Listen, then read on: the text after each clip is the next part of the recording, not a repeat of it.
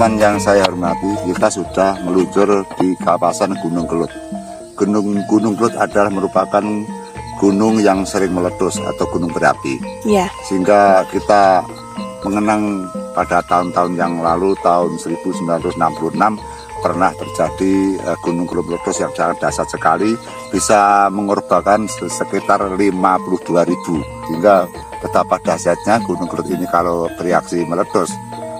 Kita tahu bahwa gunung yang sangat indah, gunung yang sangat terjal, gunung yang sangat tinggi adalah merupakan kekayaan Tuhan, cipta karsa Tuhan, harta Tuhan yang disajikan kepada jagat raya, yang ini untuk dinikmati oleh makhluk-makhluk Tuhan, termasuk manusia, jin, setan, dan semuanya. Sehingga bumi jagat raya ini tidak hanya untuk manusia saja, tapi juga dinikmati oleh segala hasil cipta karya Tuhan Yang Maha Kuasa. Pemirsa, kita tahu bahwa gunung yang seperti itu adalah merupakan ciptaan Tuhan yang begitu agung, perlu kita untuk mengagumi kepada Tuhan. Sehingga kalau kita sebagai praktisi, kita sebagai sesepuh, kita sebagai bini sepuh, kalau hanya di rumah saja kita tidak tahu bagaimana cipta karsa Tuhan, bagaimana keagungan Tuhan, apa yang diciptakan Tuhan, sampai sebagaimana kebesaran Tuhan menciptakan hasil karyanya.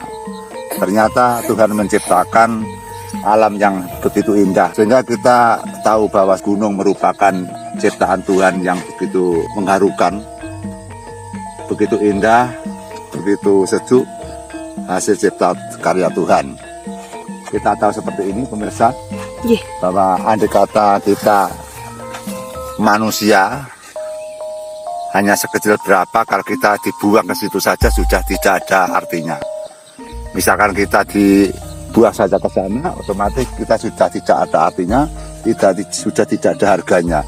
Sehingga kalau dibandingkan bahwa nyawa manusia itu benar-benar sebutiran debu saja nggak ada dengan keagungan Tuhan.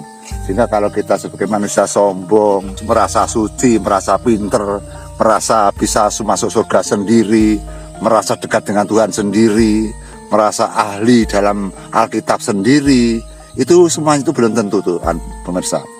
Sehingga manusia seharusnya untuk merendahkan diri di hadapan siapapun, utama di hadapan Allah, di hadapan Tuhan.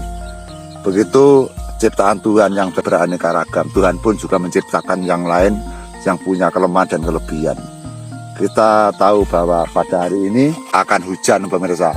Ini akan hujan, kita sengaja untuk ke sini untuk menikmati panorama alam di Gunung Kelut. Gunung Kelut identik dengan cerita sejarah dengan Jotosuro, Lembusuro, Maesosuro. Di sini adalah penduduk asalnya adalah manusia yang berkepala hewan. Jotosuro, Lembusuro, Maesosuro merupakan astra yang ada di sini. Sehingga wajar kalau di sini itu banyak praktisi yang ketakutan karena sosok Jotosuro, Lembusuro, Maesosuro itu sosok yang sakti tanpa pilih tanding kalau di daerah sini. Kita kemampuan Jotosuro, Lembusuro, Maesosuro itu benar-benar sakti sekali, ampuh sekali. Dengan hantu-hantu yang lain seperti pocong, peri, bebek gombel takut sama sosok Lembusuro, Jotosuro gitu loh. Maka dari itu banyak orang-orang yang sini semua kewirangan atau kecilik, bahkan merasa sakti, merasa ampuh, tapi tergelincir di sini, pulang-pulang dari sini sakit dan sebagainya. Maka di sini harus berhati-hati, kita di sini harus rendah diri, tidak boleh sombong. Karena yang namanya astra itu berdapat di rongga manapun, di tempat manapun. Pemirsa, kita lihat sejenak untuk melintas alam sekitar.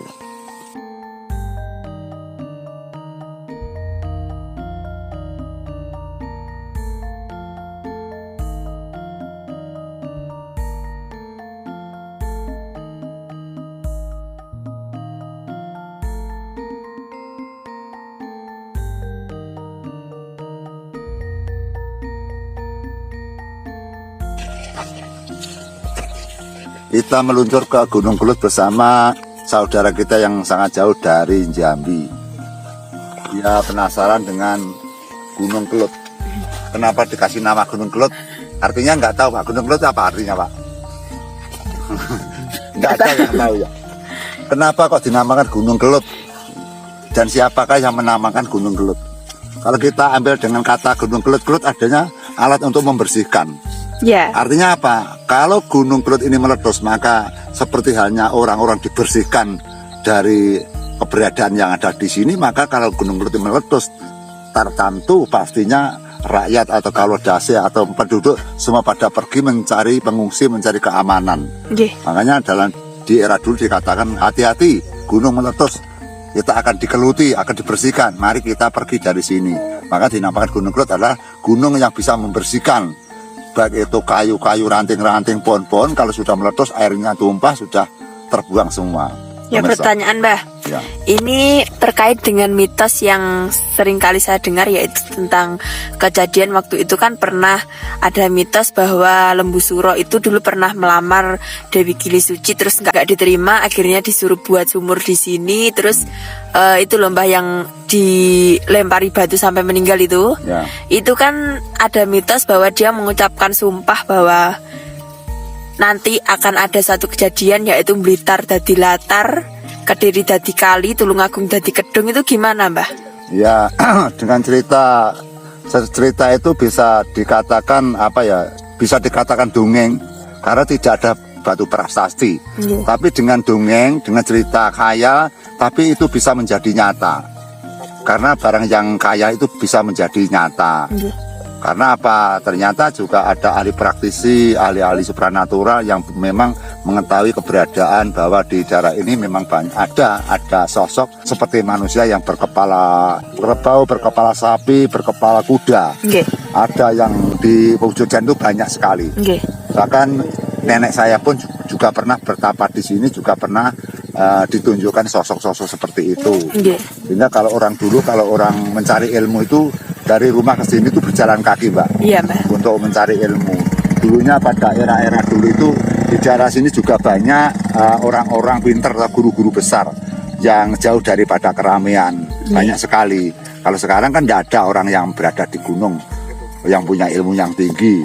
Sekarang orang yang banyak ilmu yang tinggi malah di kota-kota. Kalau di gunung-gunung malah jarang-jarang. Kalau dulu orang sakti itu tempatnya malah di gunung-gunung, sehingga orang-orang di kampung-kampung, orang-orang di kota-kota malah bergurunya kepada praktisi-praktisi, sesepuh-sesepuh, bineso, pandito, brahmana, resi yang ada di gunung, karena memang dia jauh dari keramaian, dia jauh dengan kesenangan. Enggak, orang yang jauh kesenangan, orang yang jauh dengan kegembiraan, orang yang jauh dengan makan, minum dan sebagainya, orang itu akan mendapatkan mujizat atau akan mendapatkan karomah yang sangat besar, mempunyai kesaktian. Nah, kita kembali kepada pertanyaan Mbak Lulu bahwa apakah benar ada bahwa sosok makhluk-makhluk Lembu Suro, Jogto Suro, Maesa Suro itu memang ada, tapi berbentuk sosok atau berbentuk merupakan gaib. Sehingga itu kalau diminta dibuktikan itu sulit. Itu cerita legenda, Mbak, ya. Tapi itu menjadi nyata. Jadi orang yang tidak percaya kemudian setelah di sini ngentai, bahasanya nyepelek ngentai, akhirnya pulang dari sini justru tersungkur, dia jatuh, dia sakit, dia mati. Itu kan kita susah. Dikatakan tidak ada, tapi nyatanya, bukti nyatanya kok malati. Dikatakan ada, itu buktinya tidak ada. Makanya ya kita yang paling baik menghormati saja kepada sejarah-sejarah Indonesia. Itu ada dan tidak, nggak masalah. Memang dunia itu serba aneh, dan gaib itu serba aneh. Gaib itu tidak dapat dipikir oleh otak itu, Mbak. Terus apakah itu menurut Mbak Kendul itu apakah itu memang ada sosok siluman yang tubuhnya manusia kemudian kepalanya hewan? Apakah itu sosok jin yang menyamar menjadi seperti itu, Mbak? Iya, boleh.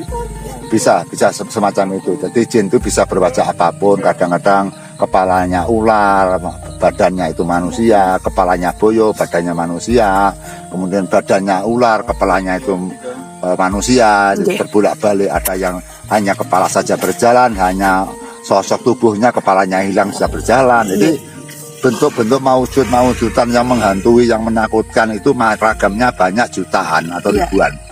Ada yang seperti kain berjalan, ada tangan saja berjalan, ada kaki saja berjalan, ada rambut saja berjalan, ada mata saja berjalan, sehingga bentuk-bentuknya gaib itu banyak ragamnya. Sebenarnya di area sini sebenarnya kita membicarakan tentang gaib, kita membicarakan tentang astral, sebenarnya nggak boleh itu, Pak. Iya, Mbak. Nggak boleh, karena ini bukan tempat untuk bermain-main atau tempat untuk ingah-ingih atau kelinyitan. Di sini itu tempat yang sakral, tempat yang sangat mengerikan. Jadi sebenarnya kita tidak pantas untuk bicara itu, tapi nggak apa-apa, karena namanya kita penelusuran atau kita merupakan pembongkaran atau penelitian, nggak masalah. Yang jelas kita mengajak teman-teman bahwa pada sore hari ini kita ketepatan ini musim hujan, kita bisa menikmati panorama di Gunung Kelud. Sayangnya kita tidak bisa masuk ke kawahnya, karena ya ini takut hujan deras. Kita tidak enak, kita kurang nyaman. Selain itu juga ini ketepatan kita kesini sudah sore, jadi sudah ditutup. Ya, kami kan sudah sejak pagi tadi menikmati panorama yang ada di sekitar kota Tulungagung di Blitar, Bang. Kita bayangkan bahwa puncak gunung terdapat seperti ada salju ya, Mbak. Iya, kabut. Seperti kabut itu. Itu kalau mungkin seperti di atasnya seperti es itu ya. Iya, Mbak. Iya. Pemirsa, ini hujan mulai akan datang, sehingga kita berteduh dulu, Pak. Iya, Mbak. Kita hentikan dulu, pemirsa. Ini masih hujan ya. Panorama sangat indah sekali. Hujan mulai. Pemirsa, kita satu hari capek terus keliling ke tempat wisata yang tujuannya untuk rileks. Kita setiap hari hanya bicara ilmu, bicara kawero, bikin konten, nangani pasien, kadang-kadang jemu, kadang-kadang bosan. Sehingga kita mencari waktu untuk menetralisir otak agar otak kita tidak panik, tidak keruh. Sehingga di samping itu juga saya tidak pernah datang ke Gunung Kelud ini, masih pertama kali ini. Sehingga ternyata saya membayangkan bahwa Gunung Kelud ini apabila meletus, mungkin di daerah sini sudah tidak ada manusia lagi, tidak ada penghuni lagi, semua ketakutan, semua pada turun ke daratan-daratan yang lebih rendah, yang mencari pengayuman, mencari tempat untuk berlindung, pemirsa. Gunung Kelud identik dengan setiap abad sekali meletus. Jadi Gunung Kelud itu secara hukum itu katanya nenek moyang dulu itu setiap 8 tahun pasti meletus. Tapi ini kan sudah hampir 8 tahun kan belum meletus. Tapi juga pernah ada itu sampai 8 tahun kali 2, 16 tahun tidak meletus juga pernah. Sehingga kesimpulannya tentang Gunung Kelud tidak dapat diprediksi oleh mata atau tidak bisa diprediksi oleh daya kekuatan otak. Jadi Gunung Kelud sulit diprediksi dengan kekuatan-kekuatan otak. Ada alat kan hanya penafsir agar tahu kurang lebihnya kapan meletus. Makanya kita juga untuk berhati-hati bagi orang yang punya rumah bisa di sekitar Gunung Kelud. Apabila ada berita dari informasi dari pemerintah, kita harus waspada. Kalau akan meletus harus berhati-hati. Di balik kesusahan, di balik kesenangan, di balik yang menakutkan, di balik yang mengharukan, di balik yang menghantui, ternyata Gunung Kelud sebagai tempat wisata, tempat hiburan bagi warga, sehingga pada saat gunung meletus kemudian dibangun, ternyata orang berbondong-bondong ke sini untuk menyaksikan panorama indahnya gunung ini. Hingga bisa disimpulkan bahwa tidak semua orang susah terus susah, kadang ada gunanya. Tidak semua orang miskin terus miskin, kadang bisa kaya. Hingga di tengah-tengah kemiskinan ada kekayaan, di tengah-tengah susah pasti ada kesenangan, ada kegembiraan. Di tengah-tengah ada musibah, ternyata di Gunung Kelud ini juga bisa untuk mendapatkan mata pencarian, untuk mencari ekonomi. Orang-orang masyarakat sama berbondong-bondong sini untuk main-main dolan. Orang-orang di sini, orang-orang lokal juga bisa untuk mencari pekerjaan atau mencari rezeki. Demikian pemirsa yang saya sampaikan. Semoga ini bisa untuk menjadi hiburan. Yang penting kita sebagai hamba Tuhan, hamba Allah, selalu menyukuri dan seringnya bertakwa bahwa jagat raya yang indah seperti ini suatu saat nanti akan kita tinggal. Kita akan kembali kepada jagatnya Tuhan yang tidak sama dengan jagat yang kita lihat seperti ini.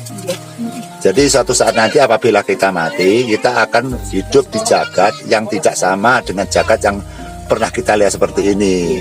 Jagatnya lain, suasana lain, kemudian kehidupannya juga lain, tata caranya juga lain, penduduknya atau penghuninya juga lain. Lain yang bagaimana kita tidak boleh menerangkan karena itu kuasa Tuhan. Karena manusia biasa tidak berhak untuk membeberkan bagaimana kalau kita setelah mati nanti, kita tidak boleh. Karena kita ya belum mati. Dan itu bukan kapasitasnya. Orang mumpung masih hidup untuk menelbakan iman, berbuat baik kepada siapapun, untuk bertakwa, untuk beribadah. Semoga apa yang saya utarakan nanti akan berguna besok ngerahayu kang pinangki.